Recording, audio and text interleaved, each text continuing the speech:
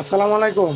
আজকের ভিডিও মূলত ভাতার খোঁজখবর নেওয়ার জন্য, অর্থাৎ বয়স্ক বিধবা এবং প্রতিবন্ধী ভাতার যে টাকাটা রয়েছে ওই টাকাটা আপনারা ঈদের আগে পাবেন। ওই রকম আমি অনেকগুলো ভিডিও ঈদের আগে করেছিলাম এবং অনেকেই টাকা পেয়ে গেছি।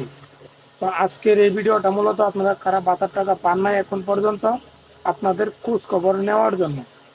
তার আগে আপনাদের উদ্দেশ্যে আমি বলতেছি, অনলাইন ভিত্তিক কাজকর্মগুলো যদি আপনি ঘরে বসে করতে চান, সেই সাথে অনলাইনে ঝুঁকিপূর্ণ কাজগুলার যদি আপনি আগেভাগে সতর্ক হইতে চান, তাহলে আমার এই চ্যানেলটা সাবস্ক্রাইব করে আমার পাশে থাকার চেষ্টা করবেন। আমি সকল অনলাইন ভিত্তিক কাজকর্মর ভিডিও এই চ্যানেলে দিয়ে থাকি।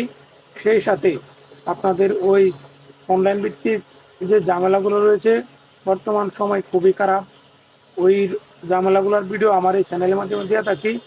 বিশেষ করে আপনাদের যে হাতের মোবাইলটা, আপনারা যে মোবাইলটা ব্যবহার করেন, ওই মোবাইলটা কি হ্যাকারের কবলে আছে কিনা, আপনাদের নিজেদের অজান্তেই আপনার মোবাইলটা কি হ্যাক হয়ে গেছে কিনা ওইটা আপনি চেক করে নেন। তো কীভাবে আপনি চেক করবেন আপনার হাতের মোবাইলটা হ্যাক হয়ে গেছে কিনা, ওই বিষয় নিয়ে আমার চ্যানেলে ভিডিও দেওয়া রয়েছে। আমি আশা করি ওই ভিডিওটা আপনারা দেখে আসবেন এবং যদি ভালো লাগে তাহলে অবশ্যই অন্তত একটা লাইক এবং একটা কমেন্ট করে যাবেন। আমি আপনাদের জন্যই ভিডিও তৈরি করে থাকি। আমি মূলত এই ভিডিওগুলো তৈরি করে আহামরি কোনো ইনকাম করতে পারি না। আমার ইনকাম করাও মূল উদ্দেশ্য না।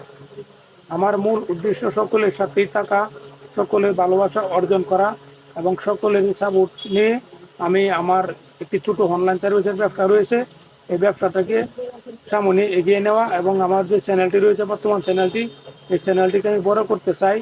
আমি আশা করি আমার এই চ্যানেলটি বড় করার জন্য এবং আমার এই ব্যবসাটা বড় করার জন্য আপনাদের সকলের ভালোবাসা প্রয়োজন। তো আপনারা আমাকে ভালোবাসা দিবেন, আমার জন্য দোয়া করবেন। আমি আশা করি আপনারা যারা এখন পর্যন্ত এই ভাতার টাকাটা পান নাই, তারা আমাকে কমেন্টের মাধ্যমে জানাবেন।